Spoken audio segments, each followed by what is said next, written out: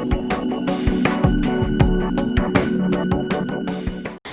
and welcome to another session of weekly analysis of current events. Today we are going to discuss the major current events from 30th August to 5th September. So we'll go on to the topics. The first topic is from culture, inscription from Renati Chola era. So this was in news because a rare inscription dating back to this Renati Chola era has been unearthed in a remote village of Andhra Pradesh in the Kadapa district. So the inscription was written in archaic Telugu and it was assigned to 8th century AD when the region was under the rule of Chola Maharaja of Renadu. So the Renati Cholas, they were actually Telugu Cholas. Okay, so they were known as the Telugu Cholas of Renadu or called as Renati Cholas, and they ruled over this Renadu region that is there in Kadapa district of Andhra Pradesh. And the earliest of this family was Nandivarman. Nandivarman was very famous and he ruled around 500 AD. And Renati Cholas were the feudatory of the Chola Dynasty in the south.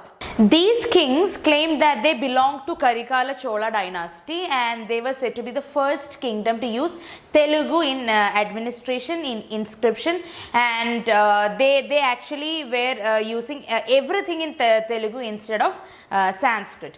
Talking about Chola Dynasty, they controlled the area of central and northern part of Tamil Nadu and they ruled over the period of 8th century to 12th century AD, and their core area was the Kaveri Delta, and this was later known as Chola Mandalam, and the capital was Urayur. Urayur is near to Tiruchirappalli town, and Puhar is Kaveri Patnam, that was an alternative residence, royal residence and the chief port town.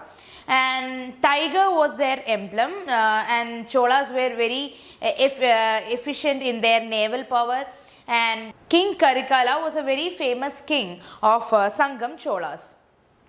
Many Sangam poems mention the Battle of Venni, where he defeated the confederacy of Cheras, Pandyas and 11 minor chieftains. And the trade and commerce also flourished during the Chola period. They found the port city of Puhar, it is like what I told you, the Kaveri Pattanam, and they constructed 160 kilometer long embankment along the Kaveri river. Recently, the Department of Science and Technology DST have launched a project called as Project Digital Puhar in order to recreate the Chola port city in Tamil Nadu. And recently, the consecration or the Kumbhabhishekam ceremony was held in Brihadeshwara temple in Tanjavur district of Tamil Nadu. So Tanjavur Brihadeshwara temple was built by Chola Emperor Rajaraja Chola first. Okay, the next topic is from geography, Shettrunji and Badar dams of Gujarat. So due to heavy rains, Shettrunji and Badar dams, which are the two largest reservoirs in the Saurashtra region, they have overflowed. So this monsoon, the rain is centered over Gujarat, Saurashtra and the Kutch region, while the north and the central Gujarat region are becoming rain deficient only in this monsoon. Okay. So Shettrunji, talking about the dams, Shettrunji is in Bhavnagar district and it has designed like the gross capacity of around 308 million cubic meter. It's like a huge capacity and it is in Saurashtra region. Badar is located in the Rajkot district and it also have a storage capacity around 188 million cubic meter, but this is much smaller than the Shettrunji dam. This is also in Saurashtra region, and the two dams are actually across the rivers Shettrunji and Badar. It's a name of two rivers, Shettrunji and Badar, and these rivers flow in opposite direction and the dams have different catchment area. Understanding it? So they flow in different directions, and the geography of these dams in Saurashtra make them a good indicator of rainfall distribution. And again, the Sardar Sarovar Dam, it's also called as Narmada Dam, it's the largest reservoir in Gujarat. Just an added information. Talking about Shettrunji river, this actually originated from the Amreli district and it is a east flowing river, and it actually empties into Gulf of Kampat. The major tributaries are Safara, Shale, Khari, Rajwal, Kharo, etc. So talking about Badar river, it originates from Jasdan taluk of Rajkot, and the tributaries being Gondali or Bhopal or Vasavadi, Suruva, Galulia. So these are the tributaries of Badar river. The next topic is Hurricane Nana. So this is in news because the Atlantic Hurricane Nana has made a landfall in the coast of Belize. The country Belize is located on the northeast coast of Central America. Few days back, Hurricane Laura made landfall in the southwestern Louisiana, that is in the south central United States. Now it is in Belize. The Hurricane Nana is coming in the Belize coast and Hurricane Laura was in Louisiana. And we'll discuss the key point. So we'll see what a tropical cyclone is actually. So a hurricane is a type of storm. It is also called as tropical cyclone, which actually forms over the tropical or subtropical water, and it rotates in a low pressure weather system, and that has organized the thunderstorms, but there is no fronts. What is front? It is actually two air masses coming together, and there is a boundary between the two air masses, that is called as front. But in tropical cyclones there are no fronts. Okay, it revolves around, it rotates around a low pressure system, and the tropical cyclone with maximum sustained surface winds of less than 39 miles per hour are called as tropical depression.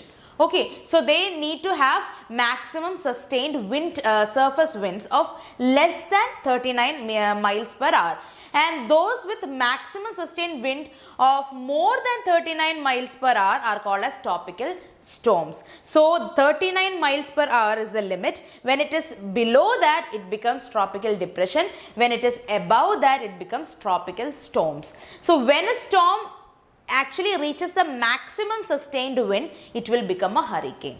So the lowest form is tropical depression, the next form is tropical storm, and the next form is the highest form is hurricane. And it is actually measured with Saffir-Simpson hurricane wind scale, which is rated from 1 to 5 category. Okay. Now we'll see different names of hurricane in different part of the world, or different tropical cyclones in different part of the world. Hurricane, the name hurricane is in Caribbean Sea, Gulf of Mexico, North Atlantic Ocean, Eastern and Central North Pacific Ocean. And when it comes to the Western North Pacific, it is called as typhoon. And in Bay of Bengal and Arabian Sea, that is in the Indian coastline, it is called as cyclone. And in Australia, it is called as willy willies. Okay. Now coming to the polity section, we'll see the question hour and 0 hour. So recently the central government has decided to suspend question hour and also curtail the 0 hour for this particular monsoon session. So this has been done because of the COVID-19 situations happening in our country. We'll discuss what is question hour, what is 0 hour, we'll see the provisions. So question hour is the first hour of every parliamentary sitting. So this particular hour is slotted for the asking questions. It is known as a question hour. So however, in 2014 the question hour was shifted in Rajya Sabha from 11 AM to 12 noon. So the MPs will ask questions or may bring ministers accountable for the functioning of their ministries. The question can also be asked to the private members, that is the MPs who are not ministers. So it is regulated according to the parliamentary rule. The presiding officer of both the houses, that is Rajya Sabha and Lok Sabha, are the final authority with respect to the conduct of question hour. There are 3 types of questions asked. One is starred question. It is distinguished by an asterisk. So this requires an oral answer, and the question can have supplementary questions also. Then you have another type of question called as unstarred question. This require a written answer and has so the secondary questions or the supplementary questions cannot follow. And then you have short notice question, that is one asked by giving a notice of less than 10 days and it is answered orally. So question hour in both houses are held on all days of the session. But there are 2 days when an exception is made, when the president addresses MPs from both houses and when the president's speech takes place at the beginning of new Lok Sabha and on the first day of new parliament. And also it is exempted on the day the finance minister presents the budget. Okay, now coming to 0 hour, it is not actually as such a provision. It is an Indian innovation, Indian parliamentary innovation. That is why it is not mentioned in the parliamentary rule book as well. Under this, the MPs can raise matters without any prior notice, and the 0 hour starts immediately after the question hour, and it can last for the agenda for that day, like the regular business of the house is taken up after that. So in other words, the time gap between the question hour and the agenda is known as 0 hour. So first there is a question hour, then there is an agenda. So in between there is a gap. That particular gap is called as 0 hour, where the MPs can raise matters without giving any prior notice. Okay, so over last 70 years, the MPs have successfully used the parliamentary device of question hours to shine a light on the functioning of government. So the ministers are held accountable by using this particular question hour. So suspension of question hour would mean that the opposition would lose the right to question government. Also, the ministers are not liable to reply to the issues raised during 0 hour. Okay. The next topic is single voters list. This is a news because the Prime Minister's office held a meeting with the representatives of the Election Commission and also the Law Ministry to discuss the possibility of having an electoral roll for the election to Panchayat, municipalities and state assemblies, also to the Lok Sabha. So we will discuss in this topic the type of electoral rolls in India. So each state election commission is governed by a separate state act. Some state laws allow the state election commission to borrow and use the Election Commission of India's voter roll for local body elections. So in others, the state election or the state commission uses the Election Commission's voters list as a basis for preparation and revision of rolls for municipalities as well as for Panchayat election. Few states have also they have their own electoral rolls, and they do not actually adopt the EC's role for local body polls, like Uttar Pradesh, Uttarakhand, Odisha, Assam, Kerala, Arunachal Pradesh. They all have their own electoral rolls. So the distinction stems from the fact that the supervision and the conduct of election in our countries are entrusted in 2 bodies. Which are the 2 bodies? One is Election Commission of India and the state election commissions. So Election Commission of India, as it was formed in 1950, it is responsible for conducting the polls to office of president, vice president and the parliament, state legislative assembly and the legislative councils. And state election commission, they are responsible for supervising the municipal and panchayat elections, and they are free to prepare their own electoral rolls for local body elections, and this exercise do not have to be coordinated with election commission. Okay. The next topic is Poshan Ma. So this is in news because under Poshan Abhiyaan, the month of September is observed as Poshan Ma. This is the nutrition month every year since 2018. So talking about the news, the Agricultural Fund of India has been created to have complete information about the crops that are grown in every district and their related nutritional value. It includes a month-long activity focused on the antenatal care, the breastfeeding, anemia, growth monitoring, education, diet, right of marriage, everything, including food fortification, like giving healthy food.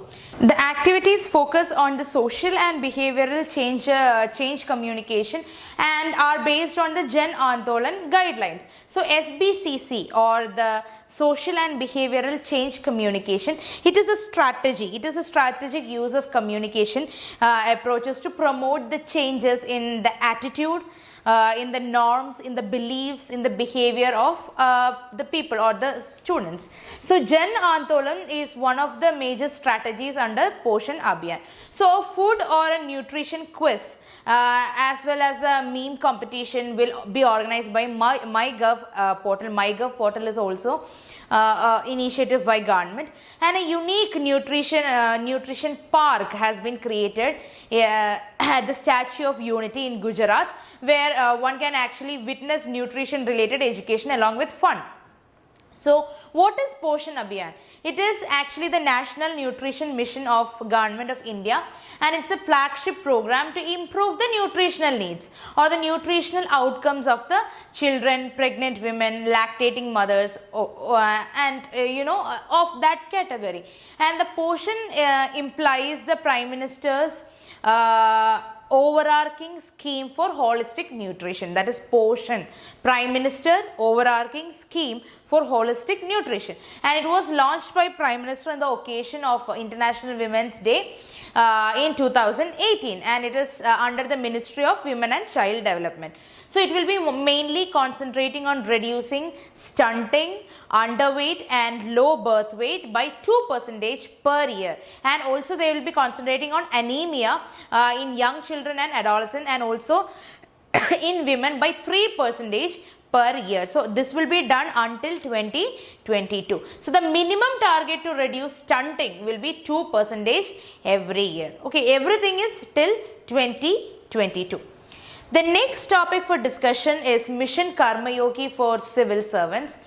The Union Cabinet has approved this particular mission. It's a national program for civil services capacity building, and it meant to be a comprehensive post-recruitment reform of human resource development, and it will be similar to the pre-recruitment changes in the form of National Recruitment Agency. So what is it? The key points we are going to discuss are the aim at building a future-ready civil service with right attitude, skills, knowledge and aligned to the vision of New India will be aimed, or that is the aim of this particular vision.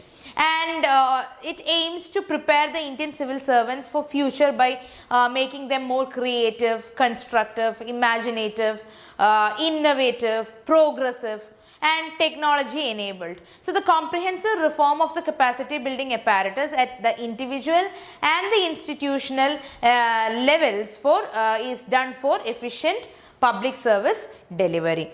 Now, why this mission was made is because at present the bureaucracy is facing challenges like the rule orientation, political interference, then there is inefficiency with promotions. So many issues are there, so many inefficient policies are happening in the bureaucracy level. So to change this status quo of the civil services and also bring about an end to the pending cases or the pending civil service reforms, this need to be implemented. The capacity of the civil services, it actually plays a vital role in rendering a wide variety of services for implementing welfare programs. So it is very important for them to have this right attitude. Okay, so the main features will be a tech aided approach, that's the capacity building will be delivered through I Got Karma Yogi, that's a digital platform, I Got Karma Yogi. The content in that particular platform will be adopted from global best practices. The platform will actually act as a launch pad for the national program for civil services capacity building. Okay.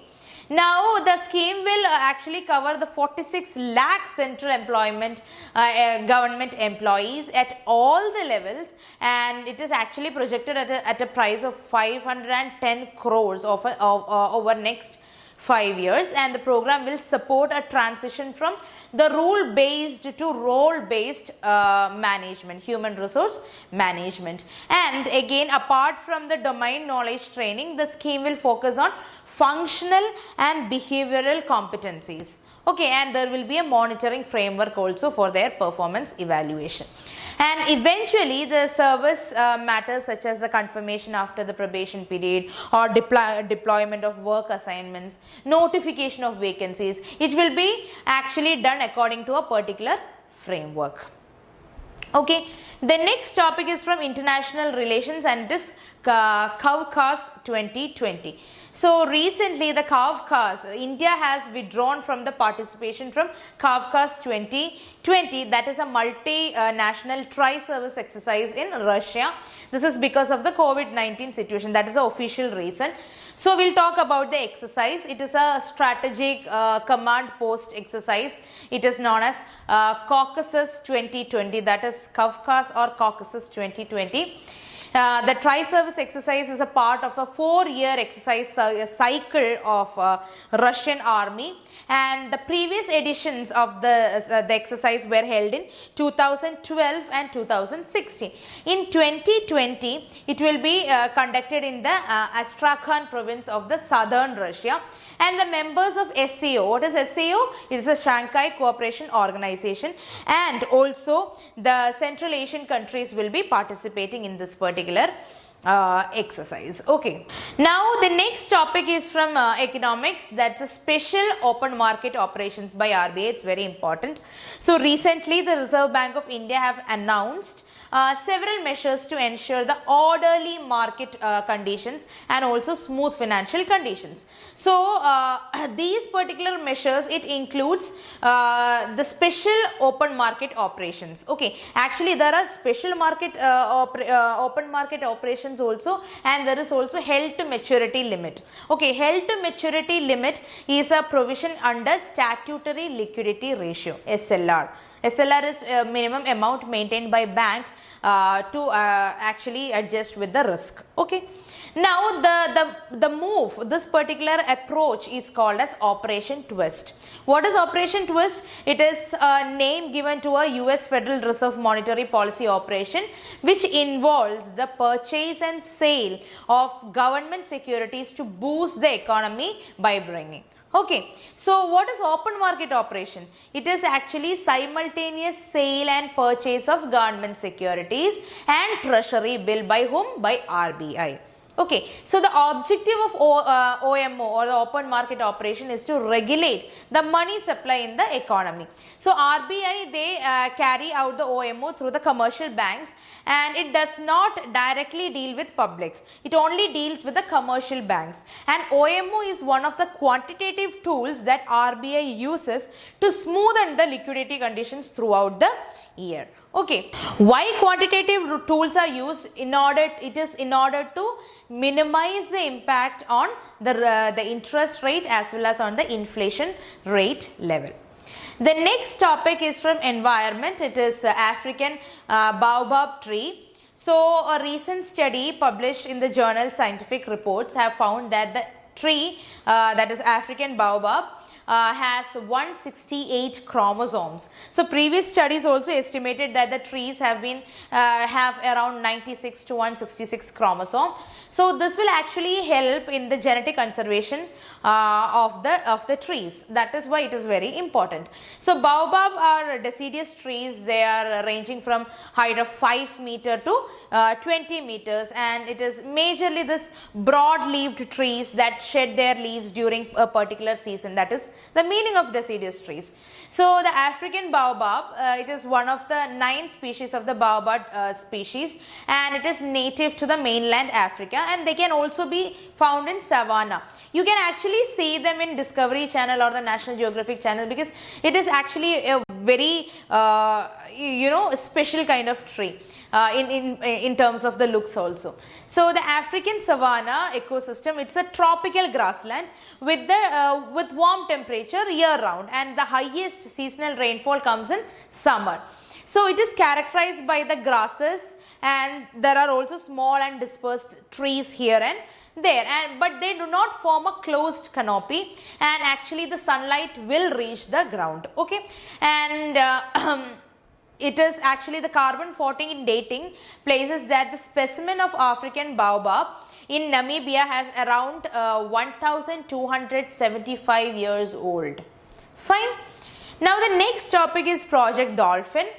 The Prime Minister announced the government's plan to launch Project Dolphin in the Independence Day, that's 15th August 2020, and the proposed project is aimed to save both the river dolphin as well as the marine dolphin. So this is same like the Project Tiger. Okay, so it will be made in lines of Project Tiger, which has helped to increase the tiger population in our country.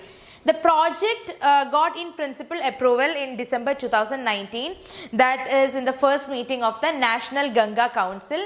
National Ganga Council is headed by Prime Minister, and it is expected to be implemented by the Ministry of Environment, Forest and Climate Change. And the conservation program, this particular special conservation program, need to be taken up for the Gangetic dolphin. Gangetic dolphin is a national aquatic animal, and it is also an indicator species of river Ganga. As the Gangetic dolphin is at the top of the food chain, protecting the species is very important, because the other organisms are dependent on it. The whole food chain should be preserved. So far the National Mission for Clean Ganga, which implements the government's flagship scheme, that is Namami Gange, have been taking some initiatives to save the dolphin, but it is not the dedicated initiatives. It is like a part of this Namami Gange, as a part of it only. So the Rhine Action Plan, there is another action plan called as Rhine Action Plan. It was started in 1987. It was actually for the protection of the river Rhine, and European countries like Switzerland, France, Germany, Luxembourg and Netherlands was actually coming together and they were trying to protect salmon fish in the Rhine river. That is that project. So we are making the project Dolphin like the same as the Rhine project. Okay. And talking about the Gangetic dolphin, they are actually blind and they catch their prey in a unique manner. They have this ultrasound which they emit in order to reach the prey. They are also called as Susu. Okay. Now the next topic is sport robot. So recently the researchers from the Boston Dynamics of MIT USA, they developed this particular robot called as Sport. The name is Sport. So they have planned to use it for patients with COVID-19 symptoms. The robot, it is controlled by a handheld device. It can walk on 4 legs. It is similar to a dog. It climbs stairs, it can traverse through rough terrain, it can go through small indoors, and it can measure skin temperature, breathing rate, pulse rate, blood oxygen saturation in healthy patients even from 2 meters away. Okay, that is a speciality. So it has 4 cameras, 1 with infrared and 3 with monochrome. So these particular cameras are used for actually identifying the facial skin temperature, or if a patient is wearing a mask, if he is breathing properly, what is the breathing rate, what is the pulse rate. All of this is being decided by these 4 cameras attached to Sport. Okay. Now the next topic is intermediate mass black hole. So analysis of signals from a gravitational wave have detected in 2019 at LIGO. So these waves were a result of the collision between 2 black holes that is in billions of years ago.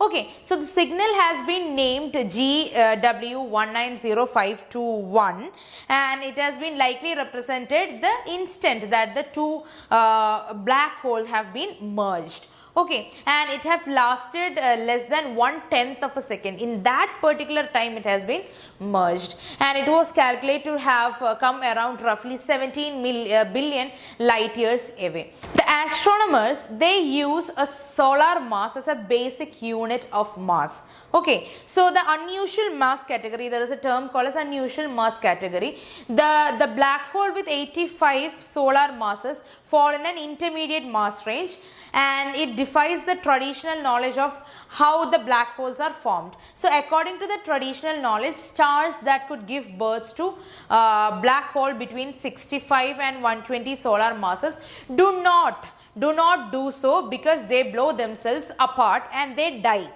Okay, so without a black hole being collapsing. Fine. So in the merger leading to this particular signal, the large black hole was well within the expected range, known as the pair instability mass gap. Okay, so that was in that particular unexpected range. So that's all for today. I hope you enjoyed the session. Thank you so much.